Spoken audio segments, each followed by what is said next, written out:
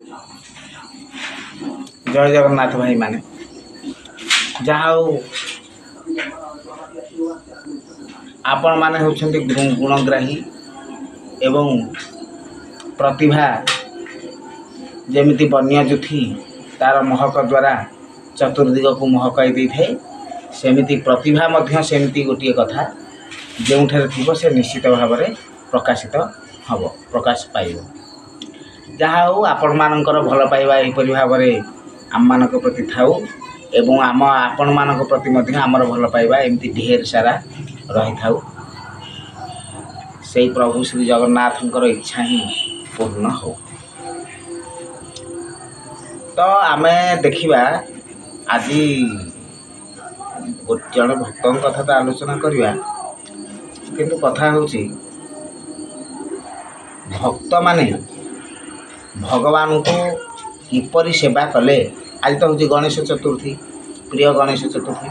तेरे भगवान गणेश विषय ही आलोचना करवा। भगवान शिव एवं महामाई पुत्र भगवान गणेश जहाँकर अन्य नाम हूँ विकट महोत्कट भालचंद्र एकदंत गजानन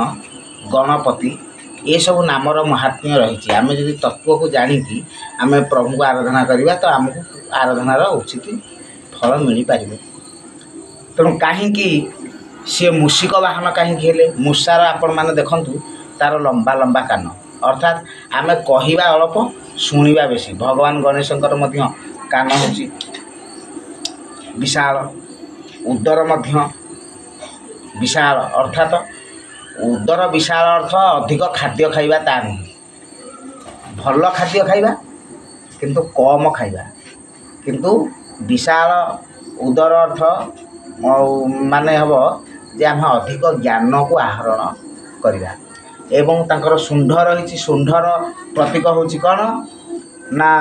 घ्राण शक्ति। तेणु आमर घ्राण शक्ति को आम प्रखर करवा सूक्ष्म करवा आखि गुड़िक हूँ छोट छोट माने सूक्ष्म दृष्टि सब कथा को आम पर्यालोचना करवा। एवं भगवान गणेश जो महोत्कट हमें महाविनायक जो हमें से होती 10टी भुज होता है एकदंत गोटे दांत अर्थात 2टी दांत होते आम कौन होता ना आम अधिक खाद्य खाई था जहाद्वारा हित भोक मित भोक। हित भोक कहले कौन आम शरीर पर जहाँ हितदायक आम से खाद्य खाइबा। मित भोक कहले कौन ना मित अर्थ होची परिमित माने निर्दिष्ट परिमाणर खाद्य खाइबा ताठारु अधिक खाद्य खाइबा नहीं। तो प्रभु यही कथा आमको शिक्षा देउछंती। तांकर पिता होछंती किए ना भगवान शिव तांकर होची पंचानन तांको कहे 5टी मुंड तार अर्थ होची सी पंचभूत को आयत करछंती। कार्तिकेय से होछंती देवता मानकर सेनापति सी होछंती कोन ना देवता मानकर सेनापति तांकर से होछंती षडमुख अर्थात षड चक्र को आयत करबा पड़ियो। तांकर होची मयूर वाहन भगवान शिव पाखे सर्प अच्छी एवं मूषा अच्छी मूषिक महाराज अच्छे गणेश भगवान गणेश पाखे कि परस्पर खाद्य खादक संपर्क हेले मध्य से गोटे परिवार रे स्नेह सौहार्द्य रोचे। इे भगवान शिव पाखे वृषभ अच्छी माँ पाखे अच्छी कौन व्याघ्र महाराज अच्छे सी परस्पर खाद्य खादक भाव अच्छी कि से परस्पर को कहीं खाऊ ना। तेणु माँ होती शक्तिर प्रतीक। तेणुक सी जो शक्तिर प्रतीक जिते बड़े आम पंचभूत को आयत करवा षडचक्र को भेद करवा सेते बेले भगवान गणेश ही आद्य माने गुह्य चक्र मूलाधार चक्रर अधिष्ठाता होती भगवान गणेश वक्रतुंड वक्रतुंड महाकायं सूर्यकोटि समप्रभ निर्विघ्न कुरु मे देव सकल कार्येषु सर्वदा। तेणु जे होचंती कोटि कोटि सूर्यर प्रभाव सूर्य तो आम शरीर गोटे स्थान में अच्छा किंतु सूर्य कोटि समप्रभ मूलाधार चक्र से होचंती कोटि कोटि सूर्यंकर प्रभा कहले किरण तेज एतिकी तेज को बहन कर पारती सी। तेणुक प्रथमे भगवान गणेश ही गजानन गणेश गणयुक्त ईश गण अर्थ भूतगण हो पारती देवगण हो पारती नरगण किन्नरगण नागगण जेते गण अच्छा मानवगण जेते गण अच्छा समस्तଙ୍କର से होती अधीश्वर समस्ते से होती सिद्धिदाता समस्ते तांको ही प्रथम आराधना कले बा सीए जदि बाट छाड़े ताले आमको निश्चित भाव में सिद्धि मिल जाव। तो मूषा को से कहीं बाहन कले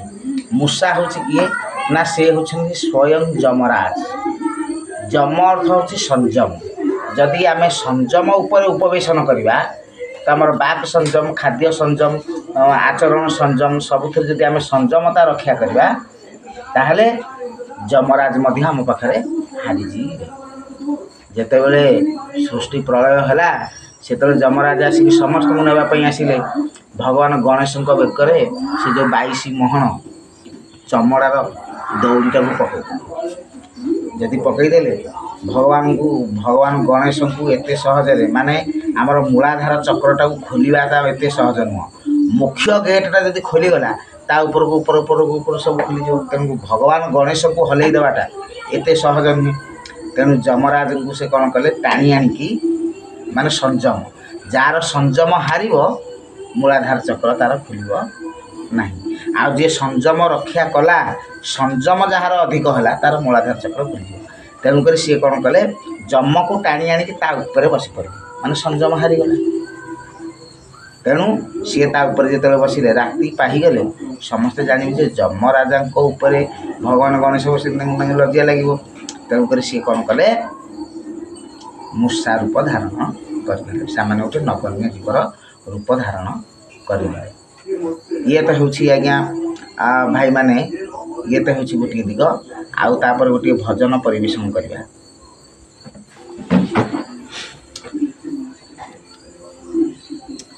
आहे सुज्ञान रे शून्य बिहारी को भाजा निरंतरे आहे सुज्ञान रे शून्य बिहारी को भाजा निरंतरे जी सुज्ञ नर हो नर तो नर जे साधारण नर नर जी नर सी हूँ नर न हूँ कौन ना नवधा भक्ति जहाँ पाखे अच्छी नर यही न संख्यार जी सी हूँ नर न नहीं से अन्य जहाँ आपण मैंने बुझीपे तेणु नर नवधा भक्ति जहाँ पाखे अच्छी नवम चक्र को जी भेदी सी हूँ नर तेणु आहे सुज्ञ नर ता भर जो मैंने सुज्ञ प्राज्ञ विज्ञ से ही नर मानक एठारे महापुरुष कहते आहे सुज्ञान रे शून्य बिहारी को भज निरंतर जे होती सबु शूनु महाप्रभु श्री जगन्नाथ से मध्य भगवान गणेशंकर रूप गजानन विषय कि सुंदर देखा जाती कि सुंदर कालिया हाथी ढली ढली मोर चली आसती तेणुक से महाप्रभु श्री जगन्नाथ होती शून्य बिहारी आहे सुज्ञान रे शून्य बिहारी को भजा निरंतरे से अन्य कौटी अच्छा कौटी खोजिले आम पाइबानी निज हृदय से ही छंती उदे होई निज हृदय से ही छंती उदे होई तांकु सेवा कर निशी दिवस रे शून्य बिहारी को भजा निरंतरे पुणी महापुरुष कहले आमे प्रकृत मूल ज्ञान को भूली जाइए मूल ज्ञान को भूलिबा द्वारा आमको विषय विभिन्न प्रकार जंजाल पकाउछि भूले जाए मातृ गर्भ ज्ञान वृथारे काटुछु तोर दिन भूली जाए मातृ गर्भ ज्ञान वृथारे काटुछु तोर दिन मूर्तिका पाषाण धातु आदि पूर्ण मूर्तिका पाषाण धातु आदि पूर्ण से मूर्तिका धातु पत्थर रे आमे मूर्ति करके विग्रह करके पूजा कर भगवान गणेशंकर विग्रह को आम पूजा कर जो ब्राह्मण के जो भाईना पूजा कर सी भगवान गणेश को जीवदान देवे भगवान गणेश सामान्य जने तो विप्र वेदाभ्यास करते विप्र ब्रह्म को जाना किंतु ये जीवन्यास देवे गणेश को पुणी विसर्जन करदे एते शक्ति तांकर सामान्य मनीष सी भगवान को जीवदान देवे ये कथा आज्ञा केते दूर युक्तियुक्त हो तेणुक मूर्तिका पाषाण धातु आदि पूर्ण आम निजे निजे तैयारी करके पूजा करी ठाकुर तुम आपण होचंदी भगवान आपण मते बर दियंतु बर देवा शक्ति तांकर कुआडू आसीबो किंतु जगन्नाथ महाप्रभु सी एमितिका कथा नुहंती से होचंदी ब्रह्मदारु स्मरा से निजे निजको खोजती मु कौठी अच्छी माँ ही ताकू कहे स्वप्नादेश हम आगे धला नाग जीवे अन्वेषण रे से वृक्ष मूल शंख चक्र गदा पद्म चिन्ह वृक्ष मूल उई हुंका थी से अरुण गछ थी से पक्षी मैंने वर्षा करे आ नागसाप रोथे एमती विभिन्न प्रकार चिन्ह वर्ण लक्षण साक्ष्य लक्ष्य प्रत्यक्ष प्रभु दियंती तेणु से साधारण नुहंती निजे ब्रह्म विहारी पुरुष मो प्रभु होछन जगन्नाथ तेणु से कथा कहले मूर्तिका पाषाण धातु आदि पूर्ण पूजुथा निशी दिवस रे शून्य बिहारी को भज निरंतरे पर पाई सम पीले प्राण तेवे सीना लभी बो कारण मनुष्य जन्म को जदि आमे कारण करने चाहिए ताले पर पाई समर्पिले प्राण माने अन्य मानक पाई इतर स्वार्थार्थे अन्य मानक पाई जो हित निमंते निजको जदि आमे समर्पण करदेवा मानव सेवा ही होती माधव सेवा जीवे दया प्रत्येक जीव को सत्य शांति दया क्षमा यदि दया भाव नहीं जार हृदय दया नहीं उद्धव चंडालटी से तेणुक समस्त को दया भाव दया कौटी धर तार अच्छी पाठ महापुरुष लिखिं सत्य को कौटी धरिया शांति को कौटी धरिया दया को कौटी धरिया क्षमा को कौटी धरिया तार स्थान अच्छी कौटी कौ गुणटा को आम धरिया हौ ताले पर पाई सम पीले प्राण तेवे सीना लभी बो कारण सबु कारण जगत रे जान सबु कारण जगत रे जान एणु मज पर उपकारे शून्य बिहारी को भज निरंतरे आहे सुज्ञान रे शून्य बिहारी को भज निरंतरे प्रभु केमितिका तांको रूप केमितिया ना जगत करता शून्य रूप सदा काले अटतीय रूप जगतर जी कर्ता सी होचंदी शून्य रूप एवं सदा सर्वदा से होचंदी अरूप जगत करता शून्य रूप सदा काले अटतीय रूप मो प्रभु केमितिया ନାହିଁ ହସ୍ତପଦ ଅଟନ୍ତି ନିର୍ବେଦ ନାହିଁ ହସ୍ତପଦ ଅଟନ୍ତି ନିର୍ବେଦ ତାଙ୍କ ବାସ ଶୂନ୍ୟ ଶିଖରରେ ଶୂନ୍ୟ ବିହାରୀଙ୍କୁ ଭଜ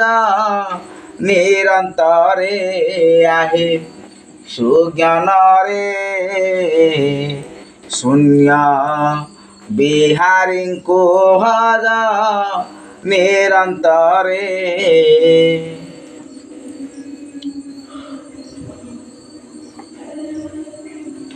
ତେଣୁ ଠାକୁରେ କହିଲେ ତାଙ୍କର ହସ୍ତପଦ ନାହିଁ, ଭଗବାନ ଯିଏ ତାଙ୍କର ନାହିଁ ହସ୍ତପଦ ଅଟନ୍ତି ନିର୍ବେଦ। ସେଦିନ କହୁଥିଲି ଯେ ନାମର ମହିମା ପାର୍ଥ ନ ପାଇଟି ଭେଦ ଲକ୍ଷ୍ୟ ଯୋଜନାରେ ଯାଇ ରହିଅଛି ବେଦ। ତେଣୁକରି ପ୍ରଭୁ ବେଦରେ ନାହାନ୍ତି, ପ୍ରଭୁ ନିର୍ବେଦରେ ଅଛନ୍ତି, ସେ ନିଜେ ହେଉଛନ୍ତି ନିର୍ବେଦ। ତେଣୁ ଶୂନ୍ୟବାସୀଙ୍କର ସକଳ ସଂସାର କାହାକୁ ଭାବିବୁ ନାହିଁ ଭିନ୍ନ। ଏସବୁ ହେଉଛି ସଂସାର ହେଉଛି ସେଇ ଶୂନ୍ୟବାସୀଙ୍କର। ଏ ମାୟା ସଂସାରେ ନୋହି ଛନ୍ନ କାହାକୁ ଭାବିବ ନାହିଁ ଭିନ୍ନ। ମଦାତ୍ମା ସର୍ବଭୂତାତ୍ମା ପ୍ରଭୁ ଭଗବତ ଗୀତାରେ କହିଲେ ମୁଁ ହିଁ ସମସ୍ତଙ୍କ ଠାରେ ବାସ କରେ। ତେଣୁ ଏହି ଜ୍ଞାନରେ ଏହି ନ୍ୟାୟରେ ଏ ମାୟା ସଂସାରେ ନୋହି ଛନ୍ନ କାହାକୁ ଭାବିବୁ ନାହିଁ ଭିନ୍ନ। ଶୂନ୍ୟବାସୀଙ୍କର ସକଳ ସଂସାର ଶୂନ୍ୟବାସୀଙ୍କର ସକଳ ସଂସାର ଚିତ୍ତରଖ ତାଙ୍କ ଶ୍ରୀପୟରେ ଶୂନ୍ୟ ବିହାରୀଙ୍କୁ ଭଜ ନିରନ୍ତରେ ଆହେ ସୁଜ୍ଞାନରେ ଶୂନ୍ୟ ବିହାରୀଙ୍କୁ ଭଜ ନିରନ୍ତରେ। ଜୟ ଜଗନ୍ନାଥ।